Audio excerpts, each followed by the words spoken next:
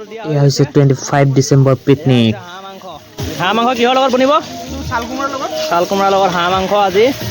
এয়া আমাৰ কিছু সময়ৰ বাবে আমাৰ ৰান্ধনি চেঞ্জ হৈছে। তিলক ছাৰে ৰান্ধনি দায়িত্ব লৈছে কিছু সময়ৰ বাবে। তাৰপিছত এয়া আমাৰ ফুলেন ছাৰে ভাজি আছে মাছ, ৰৌ মাছ, ডাঙৰ ডাঙৰ পিচ, বঢ়িয়া হ'ব। এতিয়া এয়া মাছ ভজা প্ৰায় শেষ হ'ল। তাৰপিছত আমি ব্ৰেকফাষ্টৰ কাৰণে এয়া ব্যৱস্থা কৰিলোঁ।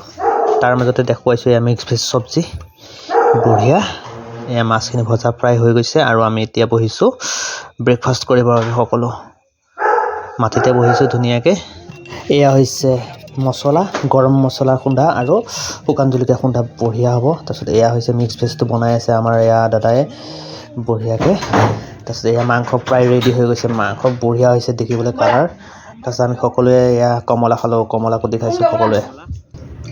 কমলা কুটা। পিকনিকৰ নেক্সট শ্বট আহি আছে, আপোনালোকে যদি শেষলৈকে চাইছে এটা লাইক কৰিব। Thank U.